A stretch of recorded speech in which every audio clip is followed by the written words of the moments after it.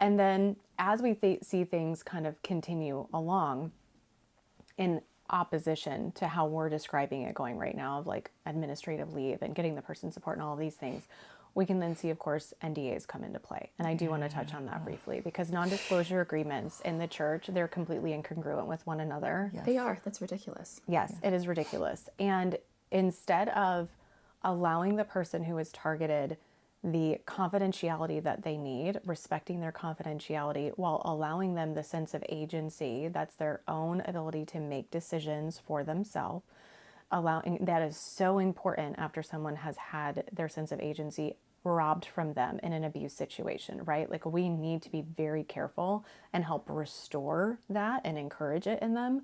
And so an NDA is further taking it from them. Yeah. Yes. And that is incredibly deeply harmful. And it also is incredibly irresponsible on behalf of the church. It's the ick factor for me is the trying to control the flow of information and communication for the natural flow. Because like a church is supposed to be this radically transparent environment, right? Because we are the people who understand sin and the brokenness of the world. And we're not there to manage it. We're there to meet people where they are and minister to them. That's the whole point. So as soon as the natural flow of communication through just human interactions is trying to be controlled by the higher ups so that the story doesn't get out, or so that people can't discuss, or so that people can't identify, like, oh my gosh, I went through that with that. Yeah. I didn't realize that was abusive. Like, I just wasn't going to say anything. Or, oh yeah, that person was actually really creepy with me in a bathroom one time and I let it go. Like that the natural caregiving that can come out with the free flow of communication through a congregation is really helpful. So to have any type of leadership cover-up culture trying to control that narrative, I get the ick Yes. immediately. Yes.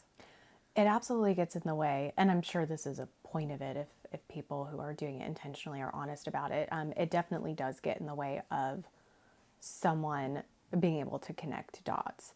And I had this experience in my early 30s where I was talking to a family member who shared with me something about my dad in relationship to another family member, where it just, like, my head could have gone around. I'm like, oh my goodness, everything makes sense. Yeah. Yep. Yeah. Because there were so many things that as a child I didn't know what to do with, but I knew they were off and like icky off, but I didn't know what to do with them. And so they just kind of, got stored.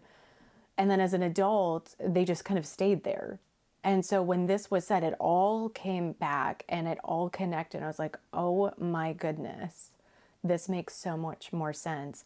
Not only for myself, but it also increased my understanding and in ways, therefore, my empathy for other people who had been connected with their family and some of what they had gone through, where I didn't get it in the way that I was able to get it because that piece of information was shared.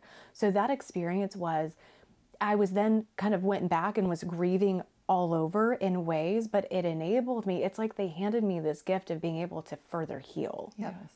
And that would have been kept from me. And these family members would have never done that. They didn't know what I didn't know. But when it's done intentionally, you are further harming the person. You're further wounding people. And there are other people who are walking around with this, like, I don't know. And you're withholding the opportunity for them to know and to be able to heal. That is so unethical. Yep. Yes. And it's siloing information. And it's also like, when I think of NDAs in general, I think of corporations. Like, you're trying to protect like a patented, system An or image. something. Yes. Yeah. Right. So it's like, I created a telescope and I'm trying to, keep that, information in-house. But when I hear about NDAs in regard to churches or any type of like organization that's not a corporation, having, intellectual property, Right. I think something's wrong. Like, I don't think, oh, that's great. I think, oh, there's something wrong. I don't know what the something wrong is, but I think there's something wrong. I think information's being siloed. Yeah, a church shouldn't have a brand that needs to be protected, right? On the flip side of this, meaning like on the darker side of this, so we're focusing on the victims right now and their healing, but also something that I think is important to point out is the fact that the design of an NDA and its execution in a type of like a church setting is literally ringing the dinner bell for wolves. Yes. Because what you've just done is make it where the wolf claims, the predator claims, I'm called by God. The brand is me here, and everybody's going to protect the brand, which is me. Yes. And I will be able to do this over and over and over again. And even if I'm exposed, if we can go there, we have these obvious predatory oriented individuals who can then go quietly under the NDA, can kind of leave that environment and then just show up later Somewhere else. and no one has any idea, because that information was not something that was accessible to the public for. So yeah, they can just hop. Congregation can just consume sheep. So it's, the whole thing's a nightmare. I do not recommend. Yes. Yes.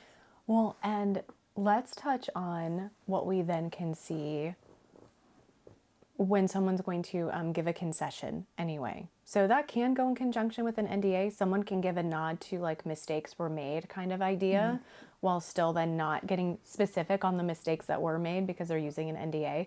An NDA is also not required to silence a survivor. Sure. I mean, the intimidation, the taking everything from them, the threats that can happen. I mean, just there's so much at play because the organization is still holding such a degree of power and influence and authority. Sure. And it's not, I don't want anyone who's listening and watching, an NDA is an immediate red flag. Yes, I would not go to a church where they have NDAs.